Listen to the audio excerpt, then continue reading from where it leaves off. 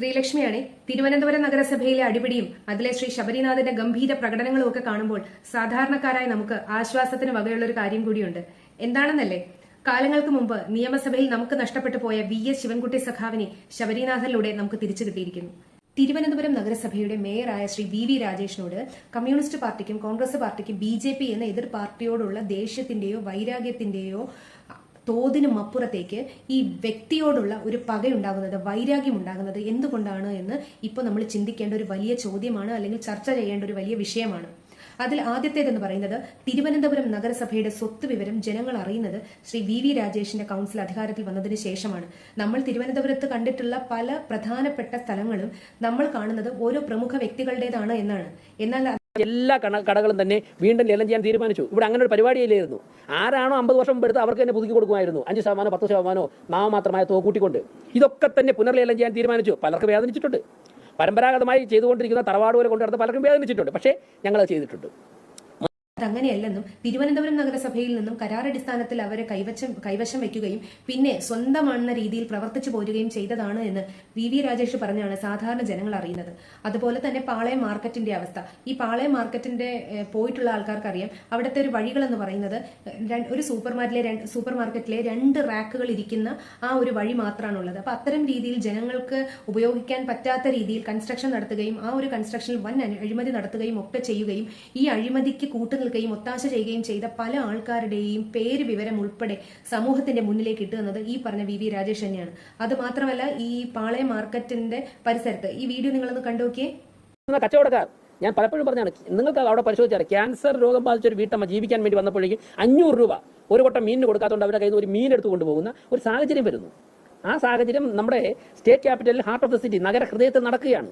ഇവിടെ നിന്ന് നടന്നു പോകാനുള്ള ദൂരം പോലും ഇല്ല, നടക്കുകയാണ്. അതിനെ അവസാനിപ്പിക്കാൻ സാധിച്ചു എന്നുള്ളതാണ് ഈ ഭരണസമിതിയുടെ ഏറ്റവും പ്രധാനപ്പെട്ട നേട്ടമായിട്ട് ഞങ്ങൾ കാണുന്നത്. ഈ പാളയം മാർക്കറ്റിന്റെ പരിസരത്ത് ഒരു പേരയ്ക്കോ ജാമ്പയ്ക്കോ വിൽക്കാൻ ഒരു പാവപ്പെട്ട സ്ത്രീ വന്നിരുന്നാൽ പോലും കോർപ്പറേഷനിൽ പൈസ അടയ്ക്കേണ്ട. പക്ഷെ അവിടുത്തെ ഗുണ്ടാ തലവന്മാർക്ക് അല്ലെങ്കിൽ അവിടുത്തെ രാഷ്ട്രീയ പ്രാദേശിക നേതാക്കളുടെ മൂട് താങ്ങി നിൽക്കുന്നവർക്ക് കപ്പം കൊടുക്കേണ്ട, അല്ലെങ്കിൽ നികുതി കൊടുക്കേണ്ട, അല്ലെങ്കിൽ ഗുണ്ടാ പിരിവ് കൊടുക്കേണ്ട ഒരു അവസ്ഥയുണ്ട് എന്നുള്ളത് വാസ്തവമാണെന്നും അത് ഇനി ഈ നഗരസഭയിൽ അനുവദിക്കുകയില്ല എന്നും തീരുമാനിച്ചുറപ്പിച്ച് അതിനുവേണ്ടി ഇറങ്ങിത്തിരിച്ച ഒരാളാണ് ഈ VV രാജേഷ് എന്ന് പറയുന്നത്.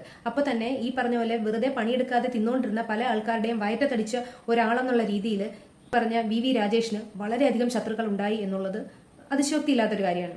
അതുപോലെ തന്നെ ഈ VV രാജേഷ് എന്ന് പറയുന്ന ആൾ ജനങ്ങളുടെ ഉന്നമനത്തിന് വേണ്ടി, അല്ലെങ്കിൽ ജനങ്ങൾക്ക് കൂടുതൽ ലാഭം ഉണ്ടാക്കുന്നതിന് വേണ്ടി, അല്ലെങ്കിൽ ജനങ്ങൾക്ക് സർക്കാർ സൗകര്യങ്ങൾ പൈസ കുറച്ച് ഉപയോഗിക്കുന്നതിന് വേണ്ടി കൂടുതൽ പ്രവർത്തനങ്ങൾ കാഴ്ചവെച്ചപ്പോൾ അദ്ദേഹം ജനങ്ങളുമായി കൂടുതൽ അടുത്തു. എന്നാൽ ജനങ്ങളുമായിട്ട് കൂടുതൽ അടുക്കുന്നതോടൊപ്പം തന്നെ ഒരു എന്താണ് പറയാ, സർക്കാർ അധിഷ്ഠിതം എന്ന് പറയത്തക്ക രീതിയിൽ പ്രവർത്തിച്ചുകൊണ്ടിരുന്ന ഒരു സർക്കാരിന് പാരലൽ ആയിട്ടുള്ള അധികാര വർഗത്തിന് ഇദ്ദേഹം ശത്രുവായി മാറി എന്നുള്ളത് ഒരു കാര്യം.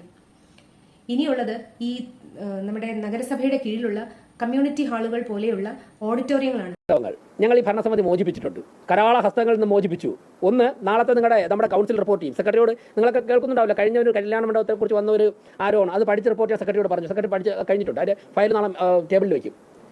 കമലേശ്വരത്തെ കല്യാണ മണ്ഡപം അത് മോചിപ്പിച്ചു. അതോടൊപ്പം തന്നെ മുടവുമുകളിലൊരു കല്യാണ മണ്ഡപം, മുടവുമുളക്ക് ആരാണ് കൈകാര്യം ചെയ്തതെന്ന് നമുക്കറിയാം വർഷങ്ങളായിട്ട്. അവിടെ ഒരു കല്യാണ മണ്ഡപമുണ്ട്. ആ കല്യാണ മണ്ഡപം കരാറുകാരനും കോർപ്പറേഷനും തമ്മിലുള്ള എഗ്രിമെന്റ് അവസാനിച്ചിട്ട് വർഷങ്ങളായി. പക്ഷേ കരാറുകാരൻ നടത്തിക്കൊണ്ടിരിക്കുക, 1 രൂപ കോർപ്പറേഷൻ അടയ്ക്കുന്നില്ല. അന്വേഷണമൊക്കെ പോയിട്ട് അത് ഞങ്ങളുടെ സ്റ്റിയറിംഗ് കമ്മിറ്റി ചർച്ച വരികയും ശ്രദ്ധയിൽപ്പെട്ട ആ ദിവസം ഉച്ചയ്ക്ക് തന്നെ നമ്മുടെ നോൺ ടാക്സ് സെക്ഷനിലെ ഇൻചാർജിനോട് അവിടെ പോയി റവന്യൂ ഓഫീസർ ലീവ് ആയതുകൊണ്ട് അതിന് ചാർജ് ആയിട്ടുള്ള ഓഫീസറോട് അവിടെ പോകാനും അദ്ദേഹം പരിശോധിച്ചപ്പോഴേക്കും ഉദ്യോഗസ്ഥർ തന്നെ നെട്ടിപ്പോയി. അപ്പോൾ തന്നെ 2:30 മണിക്ക് തന്നെ സ്റ്റിയറിംഗ് കമ്മിറ്റിയോ 1:30 മണിക്ക് കഴിഞ്ഞ് 2:30 മണിക്ക് തന്നെ അദ്ദേഹം അവിടെ എത്തി. ആ കല്യാണ മണ്ഡപത്തിൽ നടന്ന അനധികൃത ഇടപാടുകൾ കണ്ട് പൂട്ടിയിട്ട് താക്കോലോടെ കൊണ്ടുവന്നതിൻ്റെ പിറ്റേന്ന് മുതൽ ചിങ്ങമാസത്തിലേക്ക് കല്യാണം ബുക്ക് ചെയ്തിട്ടുള്ള പലരും ഞങ്ങളെടുത്ത് വരികയാണ്. അല്ലെങ്കിൽ അടുത്ത മാസത്തേക്ക് കല്യാണം ബുക്ക് ചെയ്ത് ഞങ്ങൾ ഇത്ര രൂപ ഇന്ന വ്യക്തിക്ക് അടച്ചു. ആ വ്യക്തിയും കോർപ്പറേഷനായിട്ട് ഒരു കരാറുമില്ല, ഒരു രേഖയില്ല. ഒരു വ്യക്തി പൈസ വാങ്ങിച്ചിട്ട് നടത്തിക്കൊണ്ടിരിക്കുക, അഡ്വാൻസ് 3000 രൂപ കൊടുത്തു, ഇനി 16,000 രൂപ അടയ്ക്കണം, ഞങ്ങൾക്ക് താക്കോലില്ല. അപ്പോൾ ഞങ്ങൾ പറഞ്ഞു, കല്യാണം മുടങ്ങണ്ട, ജീവിതത്തിൽ ഏറ്റവും വലിയൊരു ചടങ്ങാണ്, അത് മുടങ്ങാൻ പാടില്ല. അതിന് ബാക്കി എന്താണ് നിയമപരമായിട്ട് ചെയ്യേണ്ടതെന്ന് പറഞ്ഞിട്ട് അവർക്ക് കല്യാണത്തിന് അനുവദിച്ചു കൊടുക്കണമെന്ന് മേയർ എന്നുള്ള സെക്രട്ടറിയോട് പറഞ്ഞു. ആ കാര്യങ്ങൾ ചെയ്തിട്ടുണ്ട്. ഒരാളുടെയും ഒരു ചടങ്ങ് ബുദ്ധിമുട്ട്.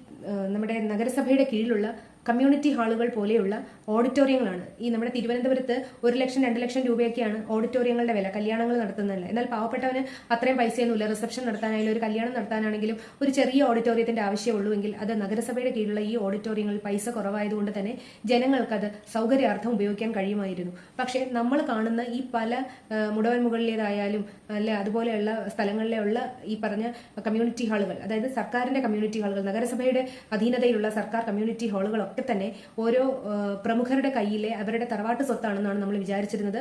കോർപ്പറേഷനിൽ കരാറുകൾ നിലവിലിരിക്കാൻ കരാറുകൾ ലാപ്സായി പോവുകയും ചെയ്തിട്ടും അതിന്റെയൊക്കെ പൈസകൾ വാങ്ങിച്ചുകൊണ്ടിരിക്കുന്നത് ഈ ഒരു പ്രമുഖന്മാരായിരുന്നു. ആ പ്രമുഖന്മാരുടെ കയ്യിൽ നിന്ന് സർക്കാരിന്റെ വസ്തുക്കൾ പിടിച്ചെടുക്കാൻ നോക്കാതെ അവരിൽ നിന്ന് കിട്ടുന്നതും കൂടി കൊണ്ട് ജീവിക്കാൻ തുടങ്ങിയിരുന്ന രാഷ്ട്രീയ നേതാക്കളും ഒക്കെ ഈ പറഞ്ഞ വി രാജേഷിന്റെ ശത്രുക്കളായി മാറി എന്ന് പറയുന്നതിൽ യാതൊരു തരത്തിലും അതിശയപ്പെടാനില്ലാത്ത കാര്യങ്ങൾ തന്നെയാണ്. ഇങ്ങനെ ജനങ്ങൾക്കിടയിൽ ഇറങ്ങി പ്രവർത്തിക്കുകയും ജനങ്ങൾക്ക് പ്രിയങ്കരനായി തീരുകയും ചെയ്ത ഈ വി രാജേഷിനോട് മറ്റുള്ള രാഷ്ട്രീയ പാർട്ടികൾക്ക് അമർഷവും ദേഷ്യവും ഉണ്ടാവുക എന്നുള്ളതിനേക്കാൾ ഇദ്ദേഹത്തെ അപായപ്പെടുത്താൻ പോലും അവർ ശ്രമിക്കില്ല എന്നുള്ളത് നമുക്ക് വിശ്വസിക്കാൻ പറ്റാത്തൊരു കാര്യമാണ് എന്നുള്ളതാണ് വസ്തുത.